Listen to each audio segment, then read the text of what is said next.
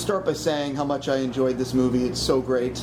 And getting to see you guys work on set was a real thrill, because Ridley, sci-fi, I mean, it made me very, very happy. When you look back on the making of the film, is there a day or two that you'll always remember? Especially with the sound. It's always good.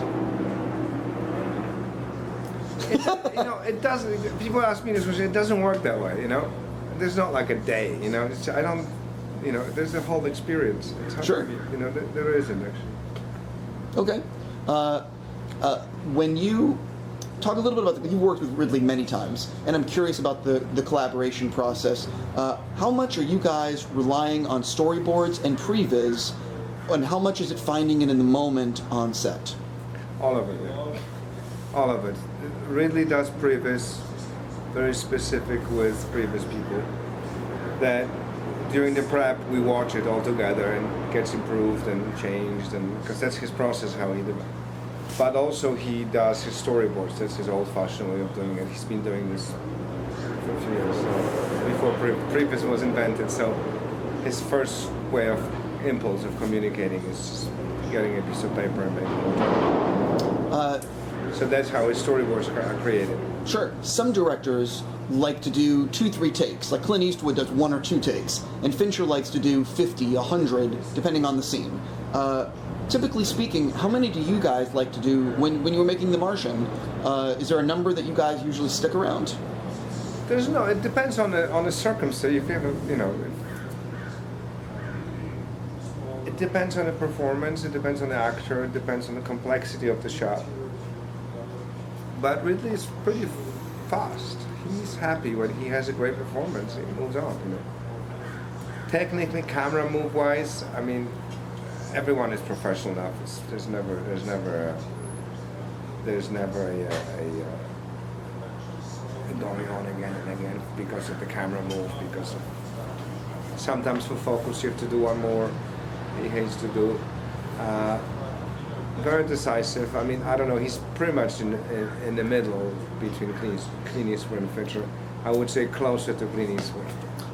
What camera do you currently like to use? Or does it depend on the project? It kind of depends on the project, and its technology is changing all the time. Right now, we're just in the. I remember shooting film that every year there was a new film stock. Now there's a new camera. So what camera, for people that don't know, what camera did you use on The Martian? On Martian, we used red dragons. The reason we used. This is not the. Best place. No. The reason we use red is that they're the most compact cameras available on the market. Sure. Size-wise. So when you're talking about 2 cameras, one this way, one that way, and if you want to have a rig that's the most flexible and lightweight, then red is the best choice. Have you used all the digital cameras, or have you used red many times? I've used red on Exodus. I've used red on Prometheus. Yeah. And now the Dragon came out, so we used red Dragon on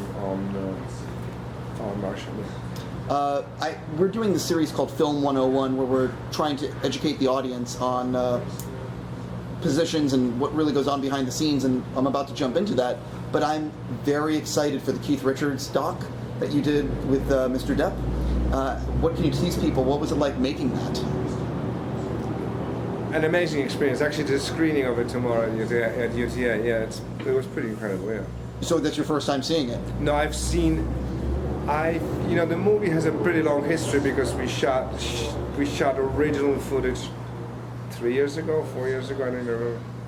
And then we came back to shoot more stuff with Tom Waits, which was probably 2.5 years ago by now.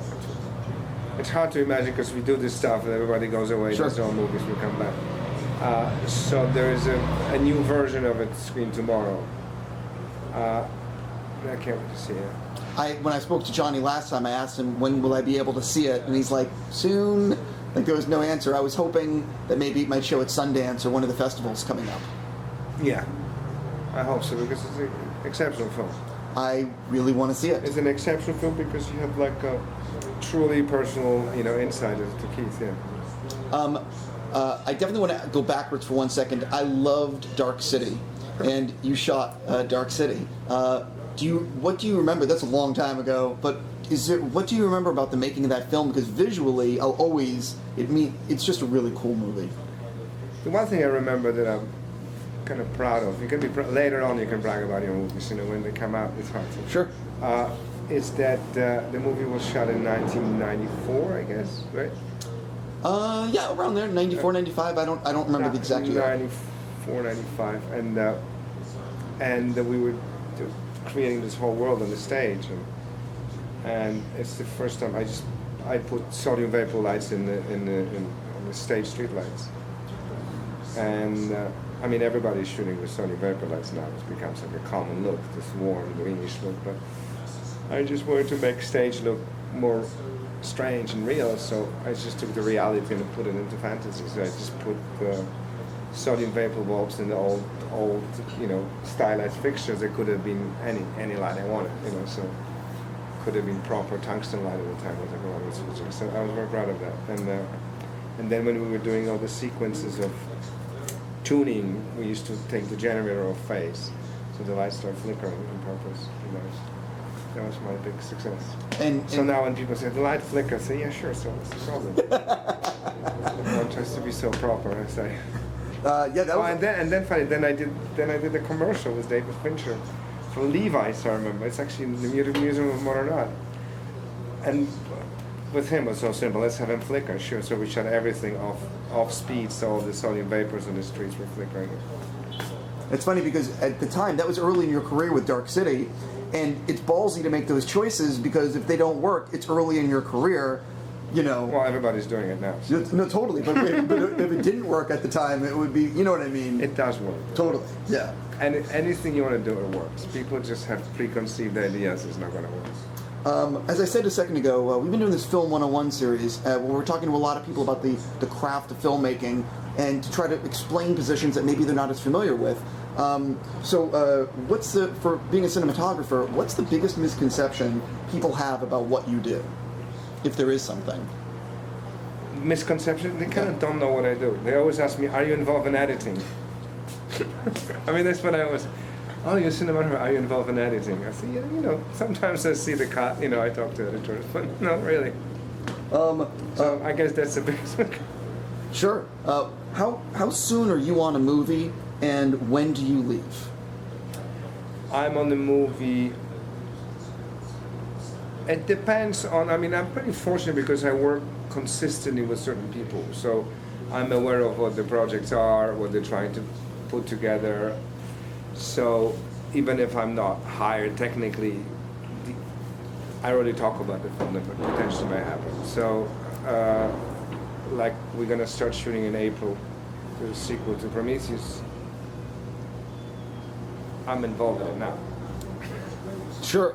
Not working every day, but the production designer sending me pictures, blah, blah, blah. I haven't the chance to talk to Ridley because we're busy doing this stuff, but I'm sure I'm going to sit down with him tomorrow or something. What is the collaboration process like? Let's use Ridley and The Martian as an example, but what is the collaboration process typically like? It's first is phone calls, like general ideas, for example. Like this is great, because with Martian I was in Montreal doing walk and Ridley was making a decision where to shoot the film. So they went to Africa first. They were looking at the places when they shot Mad Max. I was involved, but it was super early. I think Arthur that's usually his production designer and producer. And then they called me up and they said, listen, there's this stage, do you think how we should do it? Should we do a stage? Should we do locations? And then I talked with them and let's just do stage. And it was a great call. Stage was very big and you have much better control. And being in Jordan was great for 10 days, but being in Jordan for whatever, 2 months will be more problematic. And also you don't have such a good resources, it becomes very complicated. So, and from my perspective, I have a complete control over light on the stage. So 100%. So the only challenge was to make sure that when you cut between Jordan and stage, it looks the same. I think we did that, yeah. Yeah, I think you landed on your feet. Can you compare two directors you've worked with that have different tendencies?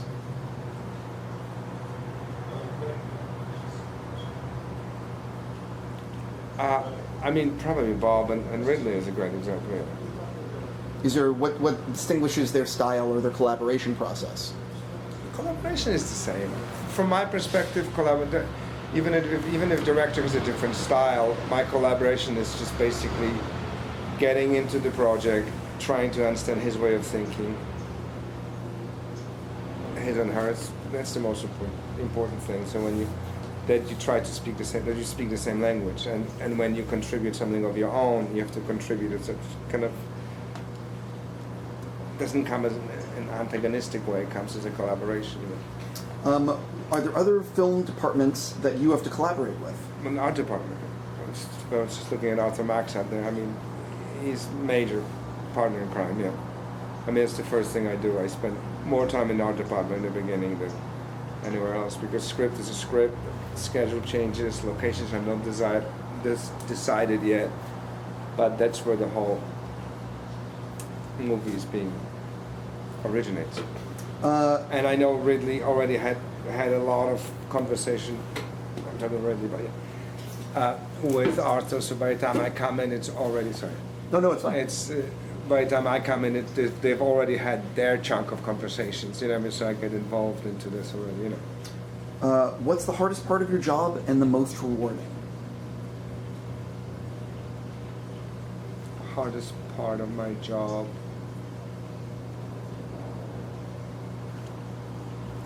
Is,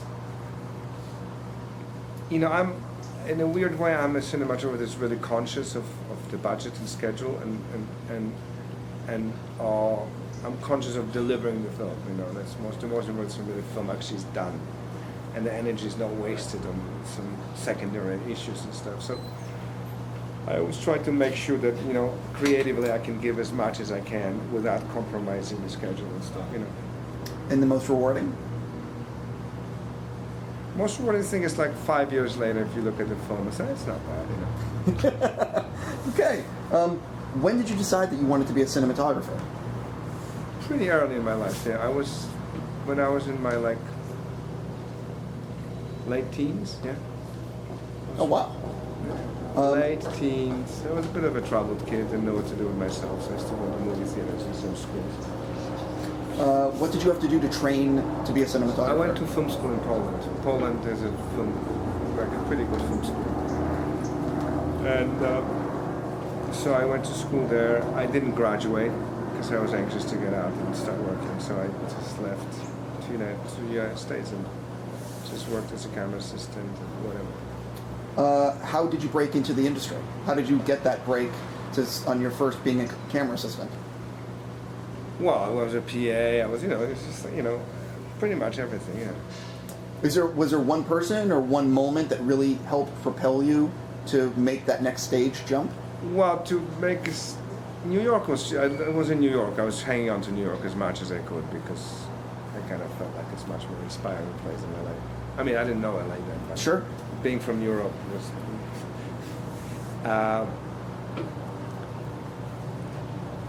It was just basically just survival, just being able to pay rent. So whatever had to do with film industry that got me close, I was doing it. And eventually, one thing leads to another, and yeah, if you stick long enough, it happens. Who are some of the other artisans in your field that you really admire?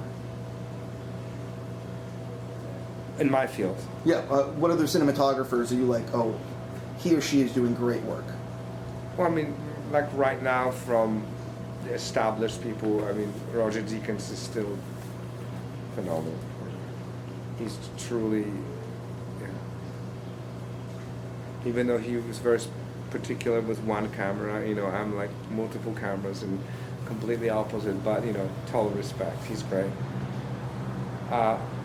Of course, Chivo is fantastic. I mean, he's very, very, very specific. Very, Then who else there?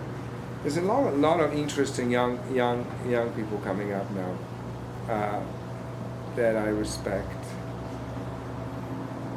I just don't want to misquote the names. I completely understand. There's a guy who his name is Adam. He just shot this movie Macbeth. Oh yeah. And it's pretty ironic because I just did the movie with David Michaud, the Australian director, and he has photographed David Michaud's Animal Kingdom. So it's pretty ironic. So it's like I'm kind of, I went to see this film. I was really impressed. Yeah. And it's like one of those new cinematographers who basically takes the new technology and sees what its limits are and goes all the way. You know, that's what I respect. How has your process changed throughout your career? I mean, tremendously, yeah. But on one hand, it's just adopting to new technologies. That's what it is. I mean, it's such a roller coaster. Just remember when I started making movies, there was only one film stock, 50 to 47. Yeah. Yeah, I was going to say the times have changed. Yeah. And then we went through about 20 different film stocks, and now, what, 7 different digital cameras. And maybe not 7, I don't know, 4 or 5. What's the best advice you ever got about being a cinematographer? Don't be afraid. There's nothing wrong. If you fuck up, you can always just do it again. You know? It's good advice. The only way you learn is you just. From when you got involved to what people are seeing on screen, I'm very curious about how things might have changed. For example, did you think you were going to shoot it one way and you ended up shooting it a different way? Was there any, or was it pretty much what you started thinking about, that's what you ended up doing? Pretty much. Okay. Pretty much. You know, it's like you have your first instinct, and then you go through the whole series of doubts, and you end up with your first instinct. And sometimes you don't. It's like, how come I didn't do it originally? Well, let's do it. I'm very curious about you mentioned, we've talked a little bit about technology today. It seems to me that the digital camera is getting better and better in terms of with the resolution, the lenses, what it can capture, but it still doesn't have the film look. It doesn't have that texture. You know, what I watched Hateful Eight in 70 millimeter, and there's nothing like film with 70 and stuff like that. Can't wait to see it. Yeah. How do you envision? Have you seen what have you seen technology-wise? Maybe that's coming down the pike that really impresses you, or might be another revolution coming in terms of digital that maybe you've noticed.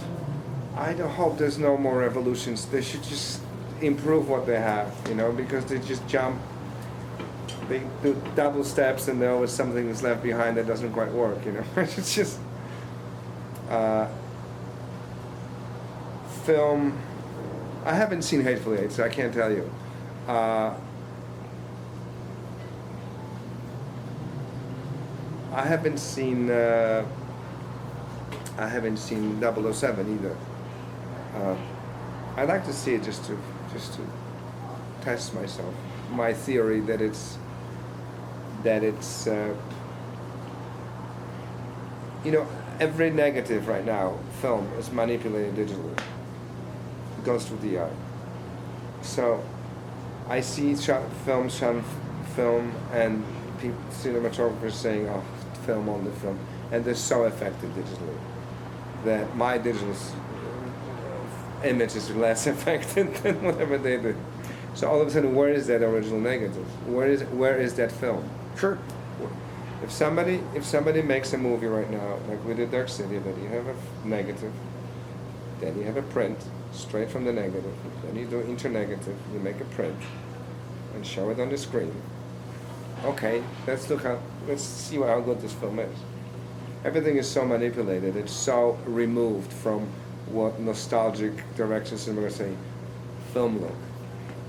Well, I think the biggest thing is that I don't believe in it. Maybe I'm wrong. Maybe it's once I see Hateful Seven, once I see what do you call it?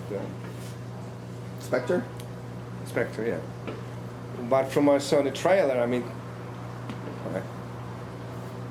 Sure. Well, I think the biggest, and I'm sure this affects you as well, but I think that the biggest problem is you guys can do amazing work on set and everything can be perfect, but if the projectionist in the theater is fucking it up, or the projection is bad, it's out the window anyway. Yeah, that's enough. That problem existed with film and exists here. You know. Yeah.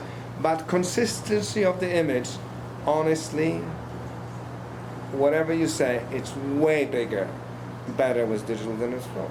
Because everyone has forgotten. You know, just like talk to old Fosh, talk to Ridley, talk to late old cinematographer to Roger Deakins. Monday dailies, always to yellow, always to green, because Sunday timer is a kid. Scratch on the negative. Is it from the camera? Is it from the lab? The camera, Panavision comes in, lab comes in.